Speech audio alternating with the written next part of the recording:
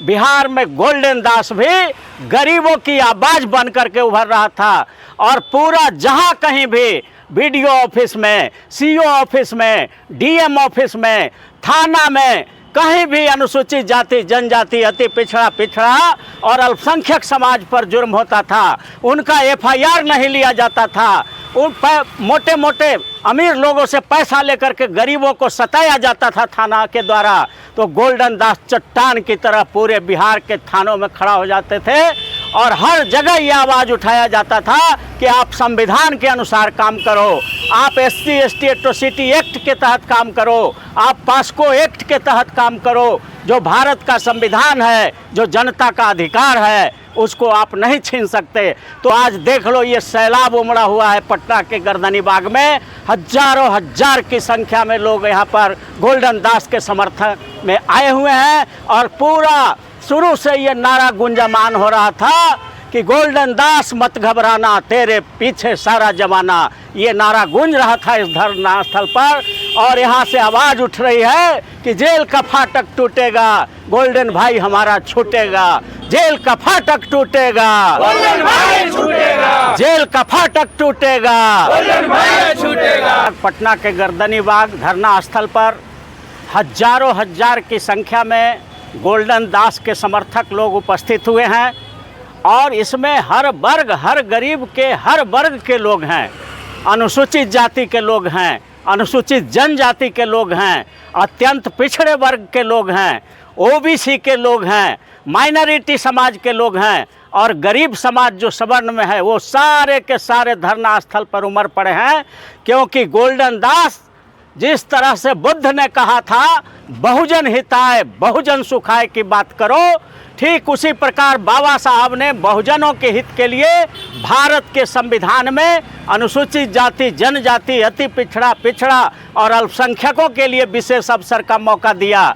ठीक उसी प्रकार बिहार लेलिन अमर शहीद जगदेव प्रसाद ने कहा कि 100 में 90 शोषित है, 90 भाग हमारा है, 10 का शासन 90 पर नहीं चलेगा, नहीं चलेगा। मान्यवर कांसी राम साहब ने भी यही लड़ाई लड़ा गरीबों का। 85 की लड़ाई लड़ो, अमीरों की लड़ाई लड़ने की कोई ज़रूरत नहीं है। और उसी के कड़ी में बिहार में गोल्डन दास भी गरीबों की आवाज़ बन करके उभर रहा था और पूरा जहां कहीं भी बीडीओ ऑफिस में, सीओ ऑफिस में, डीएम ऑफिस में, थाना में, कहीं भी अनुसूचित जाति, जनजाति, अति पिछड़ा और अल्पसंख्यक समाज पर जुर्म होता था, उनका एफआईआर नहीं लिया जाता था। उन मोटे मोटे अमीर लोगों से पैसा लेकर के गरीबों को सताया जाता था थाना के द्वारा। तो गोल्डन दास चट्टान की तरह पूरे बिहार के थानों में खड़ा हो जाते थे और हर जगह ये आवाज़ उठाया जाता था कि आप संविधान के अनुसार काम करो, आप SC/ST एट्रोसिटी एक्ट के तहत काम करो, आप पास्को एक्ट के तहत काम करो। जो भारत का संविधान है, जो जनता का अधिकार है, उसको आप नहीं छीन सकते।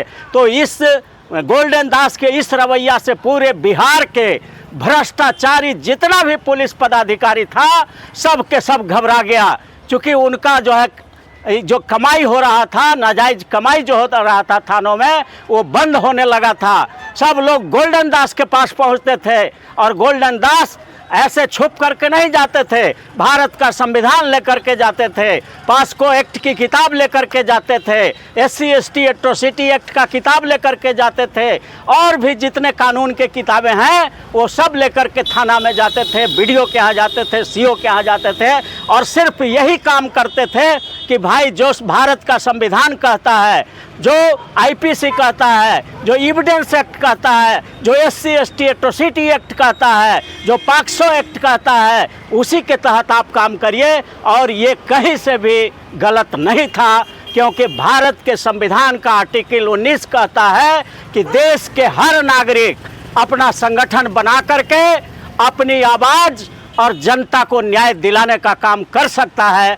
वही काम गोल्डन दास कर रहे थे और इसी गोल्डन दास के ये संवैधानिक काम से घबरा करके जो आरक्षण विरोधी जो अफसर थे थाना में, या जो कहिए कि भ्रष्ट ऑफिसर थे, पुलिस का, वो सारे के सारे लोग इनके खिलाफ हो गए। तो आज देख लो ये सैलाब उमड़ा हुआ है पटना के गर्दनी बाग में।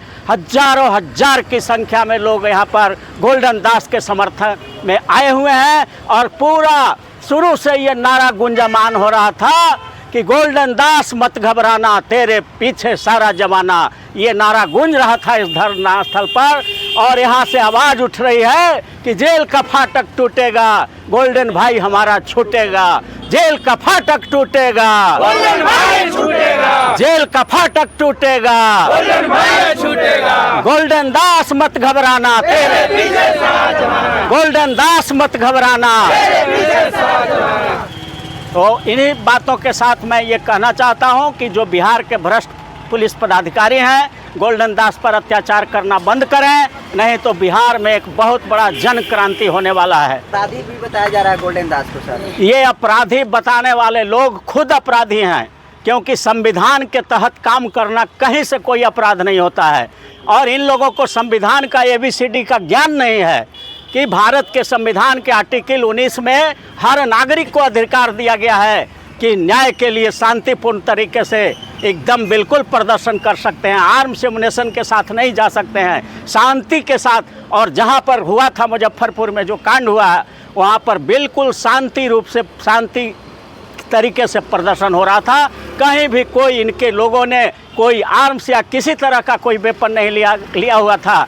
और साथ उल्टा देखने को मिला वीडियो क्लिप्स में है कि पुलिस ही अत्याचार कर रही थी। पुलिस जो है गाड़ियों का शीशा तोड़ रही है और काफ़ी हाईवॉक क्रिएट किए हुए थे। तो पुलिस ने यहाँ पर गैरकानूनी काम किया था, लेकिन सारा आरोप इन पर मढ़ा जा रहा है क्योंकि ये पुलिस अत्याचार के खिलाफ लड़ते हैं। लेकिन ये ज़्यादा दिन चलने वाला नहीं है। जुर्म का पेट फाटेगा ज़रूर और गरीबों का हक बटेगा ज़रूर। नापाक होती है कुत्तों की दोस्ती, काटेगा नहीं तो चाटेगा जरूर, चाटेगा जरूर। इसलिए इन जय जय जय जय जय भीम। जय भीम, जय भीम। गोल्डन दास के ऊपर भाषा का भी आरोप लगता था कि गोल्डन दास की जो भाषा थी वो उदंडता वाली भाषा थी। बिल्कुल ये गलत आरोप है, उदंडता वाली नहीं। जैसे कहे कि मूर्ख हैं आप, तो मूर्ख का मतलब होता है कि समझदार नहीं हैं, समझ नहीं रहे हैं। और वो किताब दे करके समझाते थे कि देखिए ये सेक्शन अपहरण, जब लड़की को 12 बजे रात में माता पिता के सामने, नाबालिग लड़की 14 बरस की है, उसको उठा करके 5 अपराधी ले जाते हैं, तो एक रिक्शा चलाने वाला भी कह सकता है कि अपहरण करके ले गया, तो अपहरण का धारा लगना चाहिए। लेकिन पुलिस ने अपहरण का धारा नहीं लगाया। इसलिए गोल्डन दास कह रहे थे कि आप तो मूर्ख हैं, समझ में नहीं करते हैं बात को। रिक्शा वाला समझ सकता है कि अपहरण हुआ है तो अपहरण का धारा लगेगा। तो ये कहीं से भी असंवैधानिक नहीं है, अभद्र भाषा नहीं है, बल्कि उनको समझाने के लिए ये बताया जा रहा है कि आप अपने ज्ञान की चक्षु को, आँख को ज़रा खोलिए और संवैधानिक दायरे में देखिए। आप IPC के अंदर देखिए तो आपको नज़र आएगा। तो ये कहीं से भी कोई आपराधिक भाषा नहीं है। परमिशन को लेकर सवाल उठा था कि गोल्डन दास जहाँ कहीं भी जाते थे बिना परमिशन के पहुँच जाते थे। देखिए, परमिशन, भारत के संविधान का आर्टिकल 19 का ज्ञान नहीं है। ये अंग्रेज़ों का राज है क्या भारत में कि कहीं भी कुछ करोगे तो परमिशन लेना पड़ेगा? यारे ये भारत का संविधान खुद परमिशन है। आर्टिकल 19 पढ़े, जिसको ज्ञान नहीं है ABCD का भारत का, वो आर्टिकल 19 का सब क्लाउज सब पढ़े। उसमें हर नागरिक को अधिकार दिया गया है कि अपने मांग को मनवाने के लिए आप शांतिपूर्ण तरीके से धरना कर सकते हैं, प्रदर्शन कर सकते हैं, किसी को जा कर के समझा सकते हैं। कहाँ परमिशन की ज़रूरत है? संविधान के किस आर्टिकल में परमिशन की ज़रूरत है? 19 आर्टिकल फंडामेंटल राइट है, हर नागरिक का मौलिक अधिकार है। जन्म लेते ही वो अधिकार हमको मिल जाता है। तो ये जो लोग कहते हैं कि बिना परमिशन लेकर के जाते थे, तो क्या अंग्रेज़ों का राज है क्या? यहाँ जनता का राज है और जनता के लिए है और जनता के द्वारा है। इसलिए जनता अगर कहीं जाती है तो असली मालिक लोकतंत्र में जनता होता है। और जनता का प्रतिनिधि जनता के काम कराने के लिए कहीं पर थाना में जाता है या कहीं पर BDO के यहाँ जाता है, CO के यहाँ जाता है, DM के यहाँ जाता है, मुख्यमंत्री के यहाँ जाता है, तो परमिशन की कोई ज़रूरत नहीं है। ये लोग बताए जो अपने को कह रहा है कि हम अंग्रेज से भी ऊपर राजा हो गए, तो वो जरा बतलावे कि संविधान के किस आर्टिकल में धरना शांतिपूर्ण देने के लिए, शांतिपूर्ण ढंग से प्रदर्शन करने के लिए किस आर्टिकल में परमिशन की ज़रूरत है, बतावे हमको। आपके सामने आकर के वो बोले या हमसे खुद मिल के बोले। मैं अपना मोबाइल नंबर दे रहा हूँ 9431002499।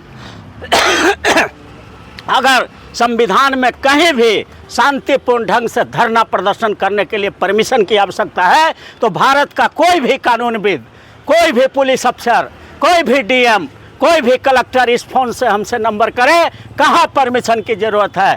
कहीं भी शांतिपूर्ण ढंग से धरना प्रदर्शन के लिए परमिशन की ज़रूरत नहीं है। ये तो नयका अंग्रेज लोग जो है संविधान का हत्या कर करके ये सब जो थोड़ा बहुत नोटिफिकेशन कर दिया है, तो आपको बतला देना चाहते हैं, भारत के लोग जान लें, सारे बहुजन समाज के लोग जान लें कि भारत के संविधान का आर्टिकल 13 कहता है कि भारत में कोई ऐसा कानून ही नहीं बन सकता जो संविधान के फंडामेंटल राइट का हनन करता है, जो फंडामेंटल राइट को छीनता है। और ये धरना प्रदर्शन शांति रूप से करना फंडामेंटल राइट है। तो इस हक को कोई नोटिस कर दे कि परमिशन की ज़रूरत है, कोई एक ऑर्डर निकाल दे कि परमिशन की ज़रूरत है, तो ये संविधान के आर्टिकल 13 का खुल्ला उल्लंघन है। इसलिए ऐसे लोग देशद्रोही हैं जो परमिशन की बात करते हैं। संविधान में कहीं परमिशन की बात नहीं है धरना, शांतिपूर्ण धरना और प्रदर्शन के लिए।